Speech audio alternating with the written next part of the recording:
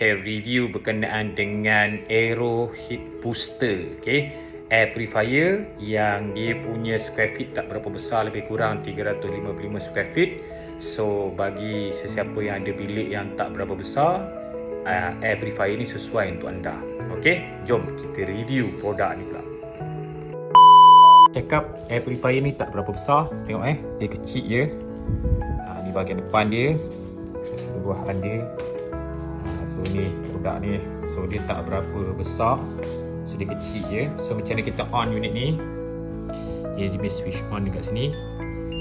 So berapa button yang dia ada, dia ada mode kat sini. So kita tengok apa mode yang dia ada. Mode dia ada sleep, auto, ada dua saja. Lepas tu dia punya speed, dia naik sampai tinggi speed dia. Lepas tu dia ada lock ni. So dia lock kat atas ni. So 3 fungsi kat sini. Okay, boleh on lock balik. Lepas tu kalau kita nak on wifi dia, kita on kat sini. So wifi dia on kat atas ni. Nampak? So kalau dia nyala blinking macam tu, dia tengah searching untuk dia punya handphone yang ada connected dengan dia. Okay, so macam mana kita nak tukar dia punya filter So kita off yang ni.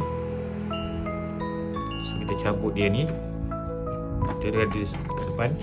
So filter ni make sure jangan lap dia dengan benda yang basah. Tak boleh lap dia dengan benda yang basah. Kalau tidak, nanti kalau kita lap benda yang basah, dia akan berbau. So macam mana kita nak, kalau tekan kita nak cuci, nak make sure dia punya sensor dia dekat bahagian bawah ni.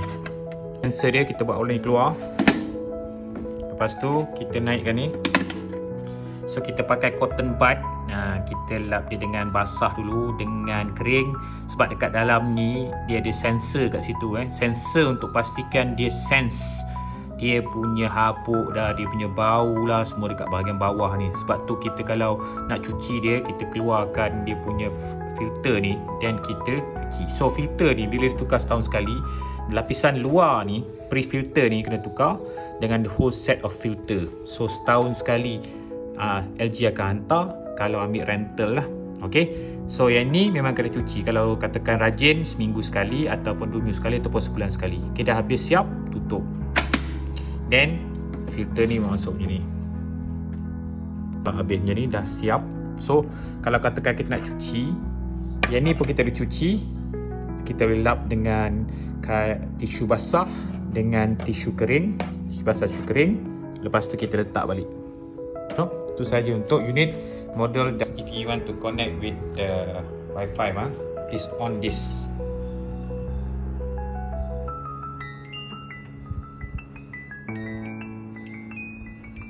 You can see that one. It's been connected, not connected yet. Ini dekat LG NIQ, tekan add device. Lepas tu kita pergi kepada Aero Booster tu. Nampak tak ada Aero Booster tu? Basically kita tekan dekat bahagian air purifier. Lepas air purifier kita masuk dekat Aero Booster dan kita turn on dekat unit. Lepas tu ni kalau ada QR code lah dekat booster. Kalau tak ada, kita connect, pergi dekat dia punya ni, kita on balik dia punya wifi tadi. Kalau dah on dekat sana, lepas tu kita tekan join. Bila kita tekan join, device tu tengah searching untuk apps dan juga kita punya unit. Lepas tu kita gathering device tu, kita tengok misi complete semua untuk connection. Lepas dia dah jalan, semua dah connect. Dan bila kita tengok dekat device kita, dekat apps kita, almost semua dah siap. Lepas tu kita letak dekat mana position. Saya letak kat kitchen, saya tekan next. Lepas tu saya nampak dekat Aero Booster, saya boleh name kan. Lepas tu saya nampak tu Aero Booster dah ada dekat saya punya apps.